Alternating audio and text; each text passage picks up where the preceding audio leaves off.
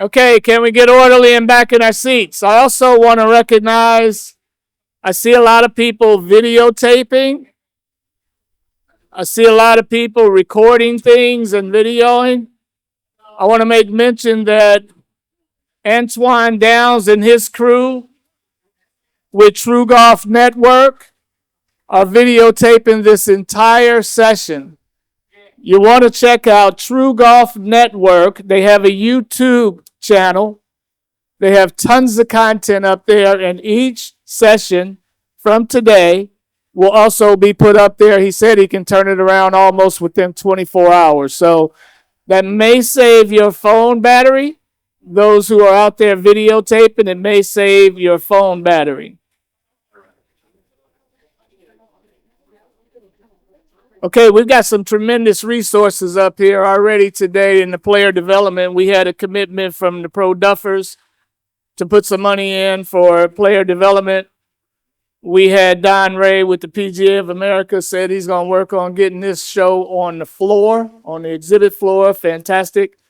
And we had Craig Kessler and Ashante talk about a committee. I don't recall the name of that committee, but it will be a committee that's resurfacing and part of LPGA. What Craig did tell me also was that the liaison, the point of contact with the LPGA is Laura Diaz. Laura, she was in the room. I'm not sure. She may have gone out with him. Laura Diaz is the point of contact for LPGA. At the end of the day, any of the contact information that you all are still needing or wanting, contact me. I'll make sure that information is shared. I'll make sure the information is shared, which may cut down on some of the quick writing and videotaping that you're doing. I'm not sure. I want to introduce Destany Hall as our next moderator for the session on state and section collaborations. We started talking about diversity is doing great across golf in terms of growth. It's up to 28% for people of color, about 28% also for females. But the vision for the movement has always been to make golf look like America, and it's far short of that. So we look at areas where we still need penetration, and with the state and sections, the state being the state allied associations that belong to the USGA or funnel up to the USGA, and PGA sections, which I learned something in the history challenge that they're 41, started at 7, now 41. So those areas are seeking diversity. They are. I know many of the operators there. They've been trying to get more diverse. And what we'll talk about today is maybe that we can lean in some and make those things happen. Destany Hall. Hi, everyone. Well, my name is Destany Hall. I currently serve as the Foundation and Outreach Manager for the Texas Golf Association and the Executive Director with the Women in Golf Foundation based in Atlanta, Georgia. I'm incredibly passionate about diversifying the game and making the game look more like our country. I do this in many ways through my jobs, through the Texas Golf Association as Foundation Manager. I oversee our diversity and lifestyle initiatives. So that includes Golf 101, where we have golf clinics for 1 hour for women. It's taught by LPGA and PGA female professionals. I have a big role in adaptive golf, hosting the Texas Adaptive Golf Championship, and then also junior golf through Youth on Course. So I am very passionate about making the game more inclusive financially and honestly just through programs and exposure. So we have an incredible line of panelists today, and I think we should just start with you guys introducing yourselves, the roles that you're in, and you can get started here with Steve. Okay. First off, thank you for the invitation, and I'm very honored to be here. My name is Steve Jurek, and I run an Allied Golf Association for the USGA. We're kind of separate. We're partners, but we're not the same tax ID. And in the Dayton, Ohio market, and I've been in that role since 1997. Our golf association came into existence in December of '94. So I've been in my role for a lot of years. Before that, I was a club professional, and yeah, so this has been a great journey. Thanks for having me. Of course. Hello, my name is Layani Smith, and I am a senior and golfer on the women's golf team at Bethune-Cookman University. Good afternoon. I'm back. For those of you that were here this morning, my name is Chris Kalinsky, PGA of America member, also director of recruitment for the PGA of America. But I'm in the Western New York section of the PGA. As you know, Coop mentioned, there's 41 sections that are all out there. 41 PGA of America sections that are out there working with associations, working on growing the game of golf in those sections. And I'm happy to be here today to talk about how sections can interact with community groups going forward. Good afternoon. My name is Ralph Stokes. I'm vice president with the PGA Tour Superstores. I've been with the PGA Tour Superstores for a little over 20 years. I started when we had 3 stores. We are now at 80, about to open our 81st store, headed quickly to 100 stores. We're the largest golf retailer in the world. We move more golf equipment than any organization in the world. And I also serve as the immediate past president of the Georgia State Golf Association. I was the first ever African American to ever hold a position as president of the State Golf Association in Georgia. I also work as vice president under Arthur M. Blank and the Blank Family Foundation, where we support the game of golf in a lot of ways. I lead our partnership relationship for the Blank organization, connecting with the PGA Tour, the PGA of America, the LPGA, and the First Tee. Wow. He does it all. Well, you know what? How about we start with you, Ralph? The first question I want to ask you is, if an organization only has an idea and limited resources, what's the best way they can approach you? Well, first, again, we have grown from 3 stores to 81 now, and one of the things that we are working hard to do is give people opportunities to be a part of that growth. And it may be that when you approach me, we have to, well, first, as the #1 golf retailer in the world, we're not the place where you start your first sale. So that's first and foremost. And so, you need to understand how to work with a large retailer, certain fundamental things of replenishment, buybacks, and supply chain management and things of that nature. You need to be able to do those things in order to be able to successfully work with a large retailer. So, if you have the capabilities of doing those things, and where I don't know if Al's in the room, Al, who was doing I just forgot the name of his company on hats. Yeah, Buckophobia came to me and said, "Ralph, I can do this," and I said, "I will help you get in. I'll get you the exposure. You have to prove your capabilities." And when he did, he got in, and we said, "Boy, Al, you can do Buckophobia can do this. Let's put you in 8 of our stores." And he said, "No, I can't do that. I can't manage that supply chain and do all those things. Put me in 2 stores and let me move up." And he did, and he started. And so yeah, let's be realistic about where you are, what you can do.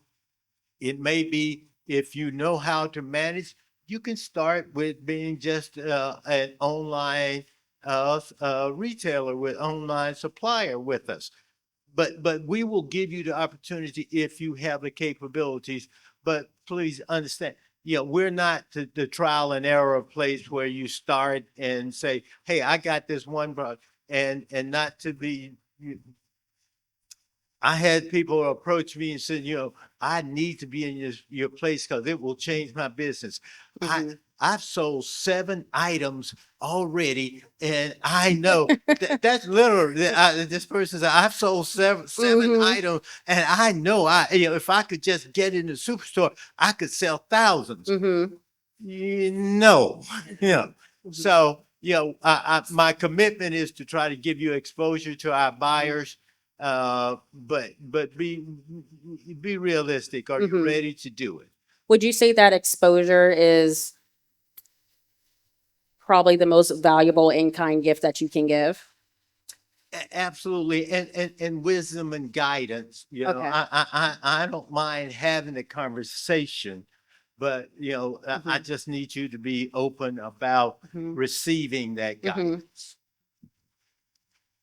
All right, Chris, next up. I love this funny guy. Can you tell us more impactful community programs or initiatives that have come out of PGA of America's relationships with like-minded organizations? So let's touch on a little bit about your background to begin with, right? Okay. Destiny is a PGA Works fellow, a former fellow. When we just talked to about 30 or 40 fellows in a room, all alumni fellows, PGA of America offers fellowships within its sections where individuals of diverse backgrounds can get paid to work at a section office and learn what the section office does, what they do, what all that entails working at a PGA of America section office. There's also other programs where we collaborate with community partners. And I think Ralph said so many great things there. Like he hit the nail on the head on a lot of things. You need to approach us. You need to approach sections in your community and say, hey, this is what we're trying to do. This is where we want to go. These are our goals. These are our objectives. And you have to be open to receive the guidance that you receive back from those sections. It might not always be a yes.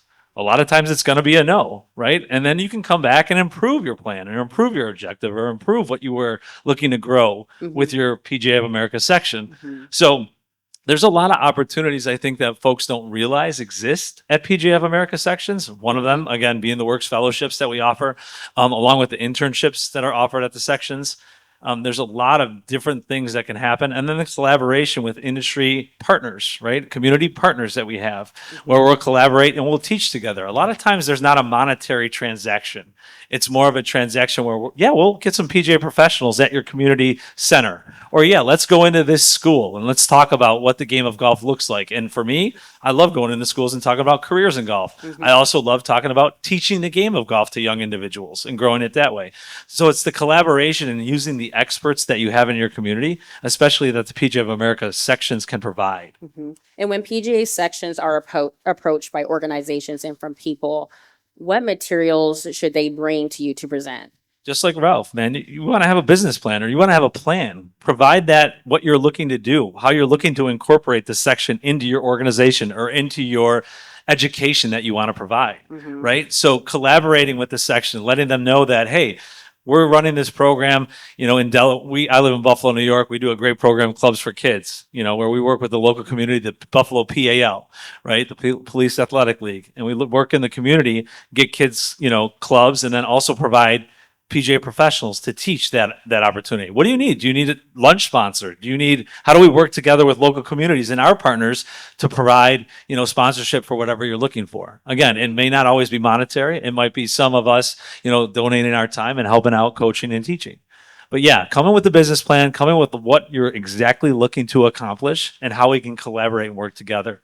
And again, the section isn't going to reach out to you. They don't necessarily know that you exist. But if you come to the section, they always want to grow the game. PGA of America, right? We're here to grow the game of golf, right? That's what we do. So our sections are always looking to do that. And approaching them, if you need somebody to help you do that, reach out to our team. We're here to help you kind of connect with your local section if you need that connection through the PGA of America. And how can they find that information? Yeah, absolutely. So PGA.org obviously is a great place to start, and you can go and see where our sections exist and how you can connect with the executive directors on those sections. It's all through PGA.org. That's our main hub. I'm glad you brought up the PGA Works Fellowship. That's actually how I met most of the people in this room and how I got to my career today. It completely changed my life, and I wouldn't be with the Texas Golf Association without it. I was completely a different person back then. Resume was a mess, didn't have connections, didn't really know where I wanted to go, especially after graduating during the pandemic. It definitely saved my career and started my career. All right, so I'm not going to butcher it. Leani. Yes. All right. What barriers do you think partnerships help remove for students like you? Last summer, you were a USGA PJ Boatwright intern, correct? Can you talk a little bit about that experience and talk about how that helped you get to where you are today? Yeah, so this internship opened a lot of doors for me. Mhm. Oh, sorry. This internship opened a lot of doors for me. I've grown up playing the game of golf. I've been involved in helping younger kids learn the game of golf and play the game of golf. And I always knew that I wanted to work in the industry, but I wasn't sure where. Mhm. And this internship allowed me to gain hands-on experience with teaching kids how to play golf, learning how to mark courses before tournaments, the setup, the breakdown, like anything that goes on in a tournament that you don't see on TV, I was helping out with that. And I feel like that exposure and experience gave me not only a better appreciation for the game, but a little bit of an idea of what I might want to do post graduation. I was going to say it's a lot different on the other side, isn't it, than from playing? For sure. Absolutely. Definitely makes you appreciate what they do on the other end. For sure. When it comes to internships, what makes it truly valuable for a college student or a golfer who is interested in pursuing a career?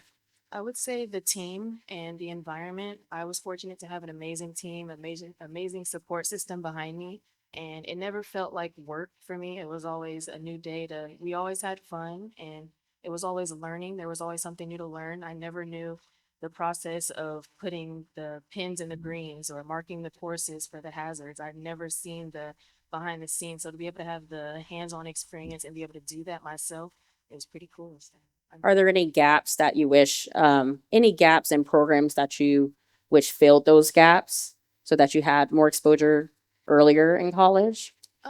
I feel like before I just didn't know what was out there. Mhm. And so I was fortunate to meet individuals who saw me and saw my potential and was willing to help me out. And so I think with that support, that was the big help for me. That's great. I love that for you. All right, Steve, you are a PGA member and an executive director for Miami Valley Golf. Can you tell us a little bit more about Miami Valley? Wow. So we were the Johnny come lately in the AGA community. We started in 94. I started in 97. From a philanthropic standpoint, it took quite a few years to get our feet solid underneath us. Mm-hmm. And about a decade ago, well, probably longer ago than that, about 15 years ago, we started to look at how could we make a greater impact by using the game, obviously, Mm-hmm. And so we ended up going with Youth on Course. And that structure required us to start looking to adapt. Mm-hmm. And like a lot of things in life, it's adaptability that gets you to where you are today. Mm-hmm. Can you touch a little bit on Youth on Course for Sure. anyone who doesn't know what that program is? So Youth on Course is administered, essentially, they came out of the Northern California Golf Association. Their pledge is to essentially supplement all the green fees that golf courses are receiving from junior golfs during certain time periods. And the commitment is $5 or less. Mm-hmm. Now, timing and all those kind of things are a little different depending upon where you are, but it's an excellent program if you have kids that are ready to get on the golf course. And to your point a little earlier, Chris, about not just networking with the sections, it's important to network with those golf facilities in your location. Absolutely. So, as industries or associations mature, they do kind of really define what their mission are. Mm-hmm. So I'm fortunate enough to also be on our SOPGA Reach Foundation, and we have the 3 pillars. Mm-hmm. And so those 3 pillars are really kind of, it's a good way for accountability, data, matrix, the whole 9 yards. But I think at the end of the day, that network and that adaptability of your programming can fit into just about all of this. And I'm a great example of that. So first off, I don't know why I'm here, because I will tell you that I am a product of the people that I know, and that's plain and simple. So Youth on Course led to Craig Kirby and I meeting in 6 years ago today, or around that time.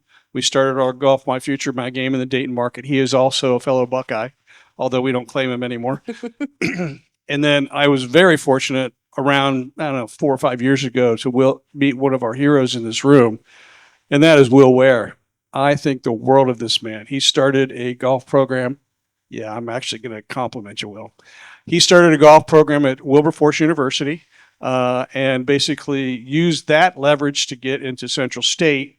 And the kids that have come through his program, we've put through our internship fellowship programs, right?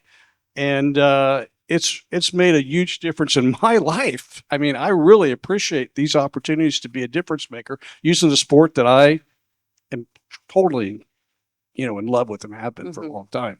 So anyhow, Will, thank you very much. And that leads to the Leilanis of the world coming into our network. And I think Craig introduced us to Leilani, but now she came down and worked with us last summer. And hopefully she's looking to expand her role probably in the southern states, because let's face facts, it's 8 degrees in Ohio.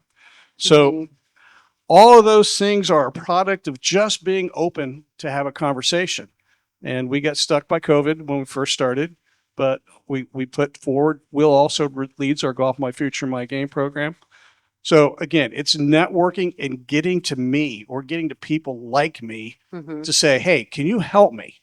It's not always the money, because, what is it that I heard? I heard one day that if you ask for suggestions, you'll get money. If you ask for money, you'll get suggestions. Yes. So that's kind of the way that you want to kind of move into these kind of conversations with anybody outside of your network, and be diligent. We get lots of emails, and all of our communication lines start to get really siloed. And that's the big challenge in this world right now, is everything's getting very deep. And where you come in is keeping your tenacity up and being approachable and saying, can you help me? As opposed to going for the funds. We have funds, but we don't have a lot of funds, particularly in our market. So those are the things that can, but if you would come to me and say, okay, I'd like to start a program in Lima. So both of these folks have already got a proven track record before they come to work for us. So if you want to start a program somewhere, I'm going to know, because I've been in my market for a long time, who to approach. Like Yankee Trace right off the bat became one of the top 10 North American facilities on Youth on Course. Got real expensive real quick, and thank God that they have a nice soft landing for us at Golf My Future, or Youth on Course. Anyhow, I'm babbling. People are used to that if they're with me. So I hope that answered what you were asking. It does. I was going to say, would you say that in-kind gifting sometimes outweighs monetary support, or that you're able to fulfill those requests easier? Are you able to fulfill in-kind support? Yeah, in-kind so support than is critical, frankly, because I'm a product of the environment that we have and the network that I've had. So any type of in-kind, whether it be, we use a simulator at Meadowbrook for our Golf My Future, My Game. We're trying to get into a Y where we're building our own project. But so those are networks, and that's exactly in kind. But you got to take care of the municipality. The municipality needs to know that they're really making a difference. And it's a great, great opportunity for you to get connected to the municipality. And that ties into other things. It's like tourism. It's the same thing, right? You have a golf event, you go talk to tourism. Tourism brings people. They're going to want to help you out. So it's your network, you power your network. When you speak about investing funding, what outcomes matter most? Wow, it's really hard. That's an amazing question.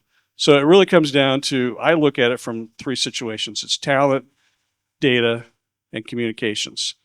So the outcomes aren't always measurable, but the storytelling that's a part of it is critical. You can always communicate better, and you can always have better data, and you can have wonderful talent, but if you don't give them the tools to succeed, that's kind of where, my focus is as an executive director. Absolutely.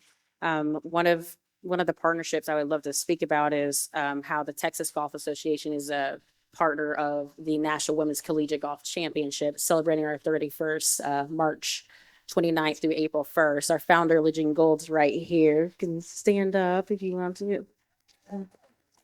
31 years. And the partnership basically is fulfilling with rules officials, access to our Golf Genius software, which some of you know can get pretty pricey, and supplying with on-site staff. So Texas Golf Association, we bring tents, we bring 2 staff members from Dallas to Houston.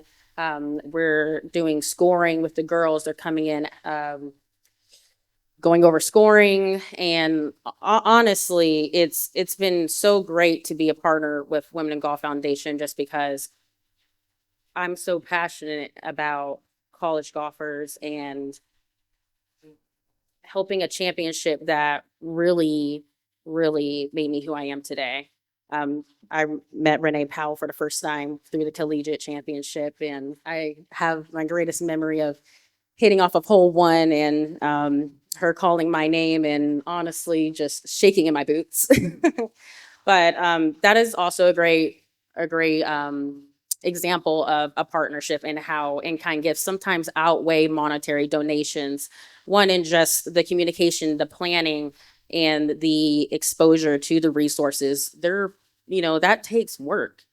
And having that work done for you really can outweigh a monetary donation, especially when you can count on it year after year. I think I want to move on to questions out. Yes, sir.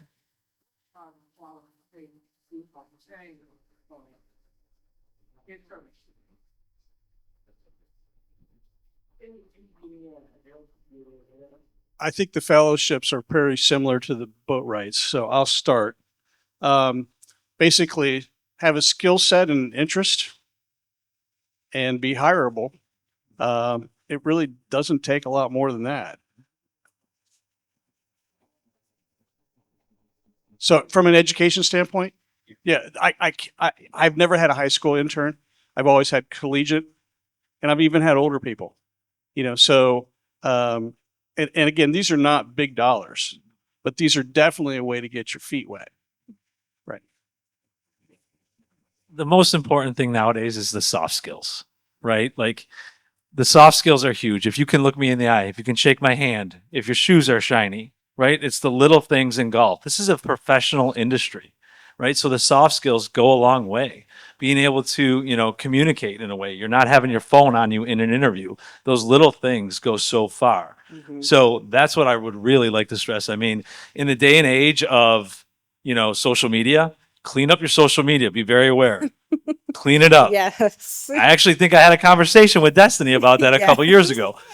Make sure that your social media is clean. Make sure that what you're posting, the pictures that you're taking, that's all up in a professional way. I mean, I'm sure that any of these organizations, when Ralph's hiring and working with people that he's talking to, he's looking at them in a way and saying, oh, is this guy dressed in jeans and a backwards hat going to sell product in my shop? Maybe, but the guy that comes in with a tie or the woman that comes in, dressed appropriately, they probably have a better chance, right? First impressions are huge. Yes. Right. So we talk about all these things. The soft skills, though, are so important nowadays. We can teach you golf. We can teach you how to sell, right? We can teach you these things. But if you come in and you're a disheveled mess, it's going to be a lot harder to land an internship or a job in the golf industry.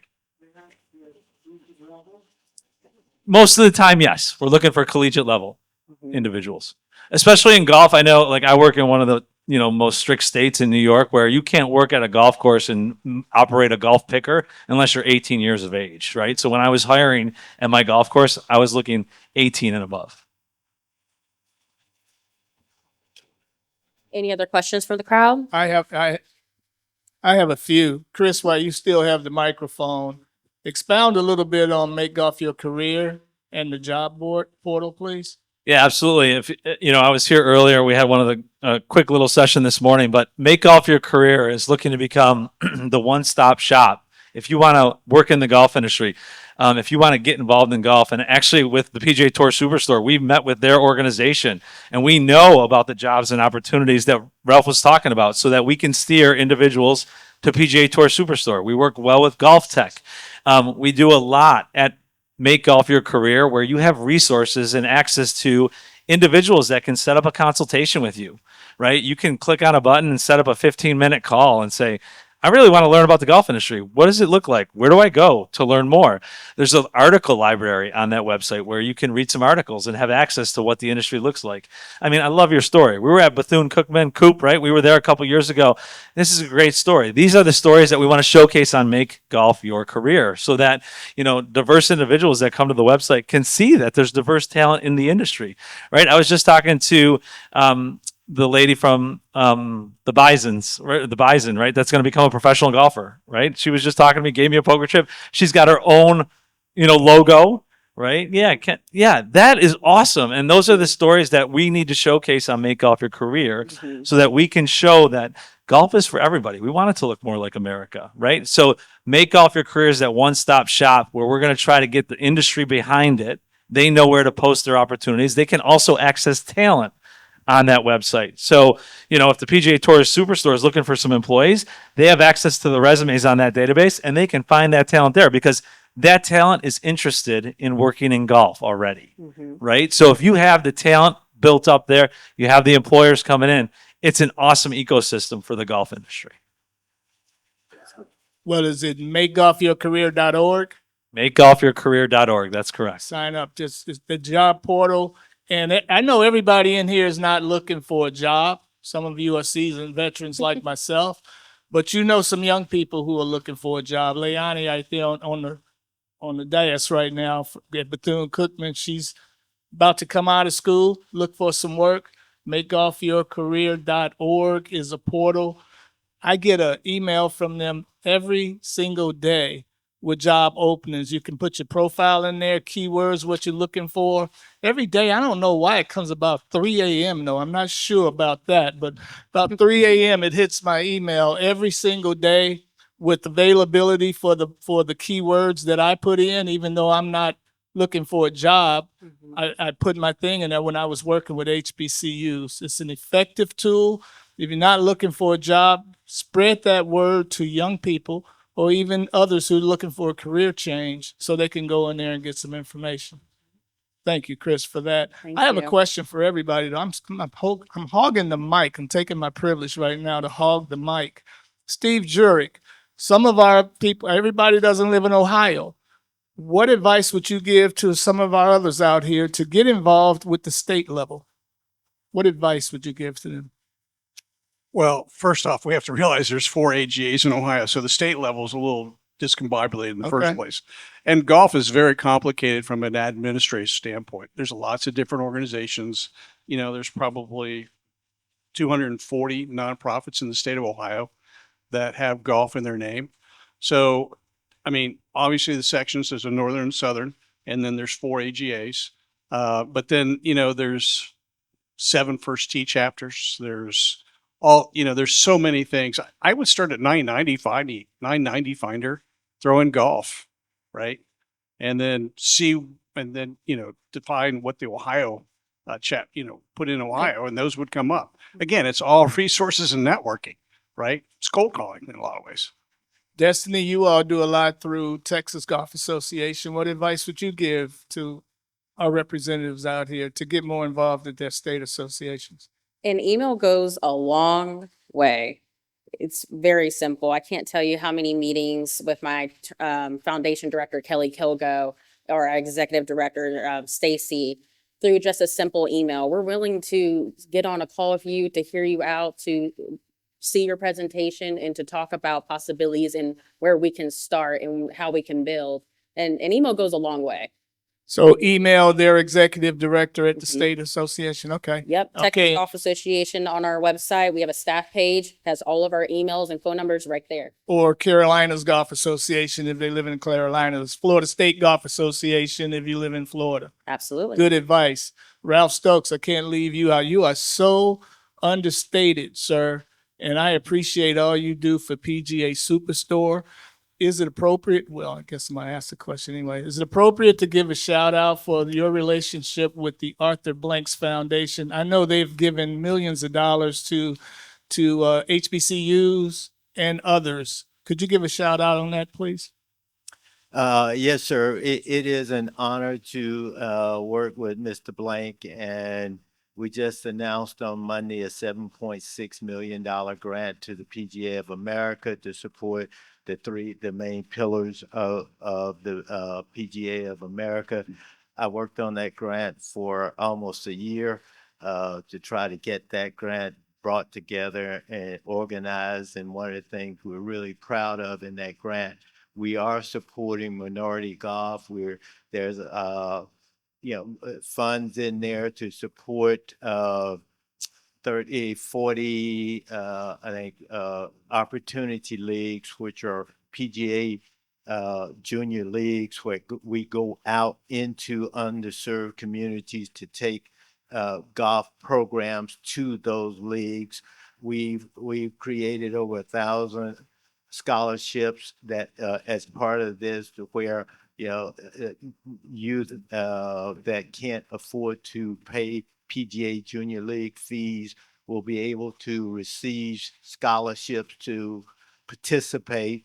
And one of the key foundations to that was to make sure when we scholarship a young person to a PGA Junior League program, you will never know that person is there on a scholarship, because every feature that they offer to someone is offered to that person, and it's never identified where the funds came from or if that person paid.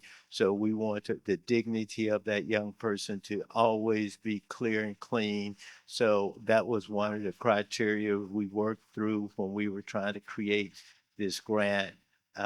So we spend a lot of time trying to make sure we support grants. We just made a grant last week to Tiger Woods and of $20 million to support his educational program, and he's building a new educational learning center in Atlanta. And we've been working with him about 3 years to bring that together.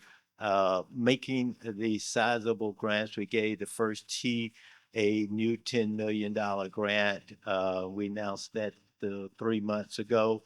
I worked on that one probably a year and a half. But the key criteria for all of these is we got to measure the impact. Arthur is really key in supporting the game of golf. He loves this. He thinks the game of golf is critical to our society. It's not just about the game. It helps our society, and it helps brings us together.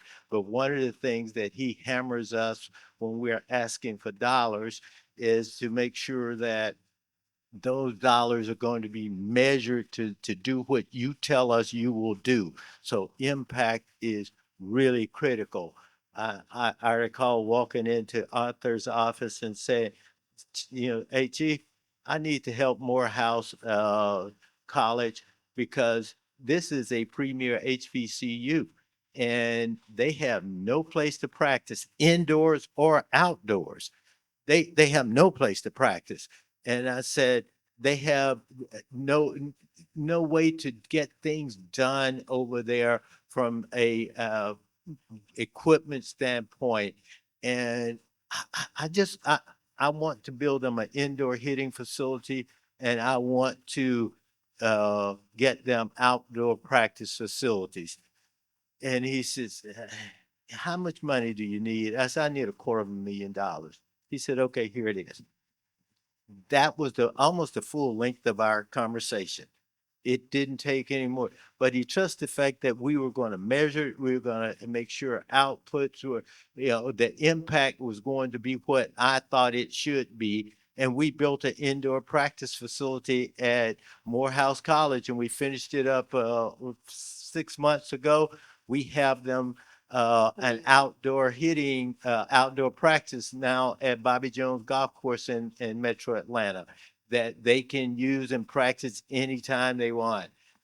We created a membership for them with the East Lake Golf Club, where they can go out there and play at East Lake Golf Course. They can't go play every day, but when you're trying to recruit a top athlete to go out there where the Tour Championship is hosted, and to be able to take a prospect out there and show him that this is a place he can practice and play when he comes to play at Morehouse is very impactful. So that added another, those other elements added another $100,000 to the conversation. But it's going to be impactful to help Morehouse develop, who Morehouse men have shown that they are impactful in this country, not just in Metro Atlanta. And we are able to make those kinds of things happen. But it has to be things that we're going to measure that impact of the dollars, and it has to do that, the golf, Black Golf Coaches Association. I met with them. They said, Ralph, we need some help. I said, first, I looked at your website. It sucks. And so I said, oh, I'm not supposed to talk. Coach Smoot, I didn't mean to say that. But and I said, okay, Coach Smoot, first, you need to, when people come to look at you, they want to first find, they want to find information. Where they're going to go? They're going to go to your website. If it can't communicate information, it's not going to be effective. You're not getting any money. So I said, the first thing I'm going to do is give you money to go build this website and to get it done right, so people can get the information that will make them want to support your program. So those are the things that I try to do. I can't give money to everybody, but what we can do is try to help those people that's going to be doing the right things, and make sure you're going to be, it's going to be impactful in the community. That's amazing. Did I say he was understated? You did. He whipped out probably about 60, 70 million dollars that they've given away.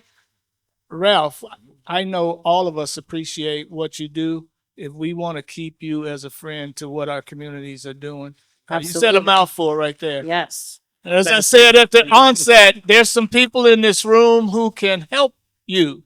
Okay, Ralph, before you speak, Ralph, I just want to say this, that Malachi knows Inner City Youth Golfers Incorporated. Your store in PGA Boulevard. on PGA Boulevard just won our Store of the Year award in December. And you have a fantastic staff there. And furthermore, two parts of us, our kids and our seniors. Our kids have been allowed to come to the Superstore once or twice a month. Yes. Our seniors, most of you all don't know, you also have geriatric situations that you have to deal with as well. So we have taken our youth program into the senior center. Yes. And the seniors have actually adopted your store. Yeah. They go up and they also go up and they practice at that particular store now. And I just wanted to give you an additional small shout out to my fraternity brother. Thank you, brother in Omega. We've supported your program because you've been doing it a while. You show us the measurables, you show us what you're doing, and you are making an impact, and congratulations on that. The last quick note that I wanted to share with you is that I'm also vice chairman of the Tour Championship at Eastlake, where the Super Bowl of golf finishes up at Eastlake, and I'm vice chairman of that tournament, and I'm responsible for the opening tee and the opening introductions for all the players. And part of that role puts me on TV a lot as the players get ready to tee off. And I've had several African Americans come to me and say, how did you get that role? I see you on TV, man. That's really cool. I want to do that. How do I get to be on TV like that? Okay, it's really simple. You start 20 years, like I started 20 years ago. My first job was parking cars in the parking lot, and I did valet parking for the first 2 years, doing parking, doing it. Then I worked up to be assistants to the supplier, and then I worked up. Nobody wants to do any of that. They just want to be, let me be chairman or vice chairman and let me be on Shortcut. TV. Mhm. That's not how it works. You earn your way to the position of being impactful. The last quick thing I'm gonna say, as president of the State Golf Association, the governing body of golf in the state of Georgia, where we have East Lake and the Tour Championship, we have Augusta National and the Masters. Not to brag for me, but we got the APGA there. We got the American Junior Golf Association house in Georgia. And for me to be president of that association as the first African American was huge. My biggest struggle is that I don't have anybody to give the next one to. I don't have anybody coming alongside that's wanting to do the work and be a part of helping to govern golf and make the rules. We have to be at the table when the rules are being made. Absolutely. We can't sit there and say, "Oh, I don't like those rules." Yes. If you don't like the rules, get in the game and help shape the rules. And I don't have a lot of people willing to get in the game to help shape the rules. I got a lot of people call me and saying, "I don't like the way you do these things." Okay, Mm-hmm. get in the game. Let them know. Okay. Can you get a round of applause to our panelists? Thank you so much.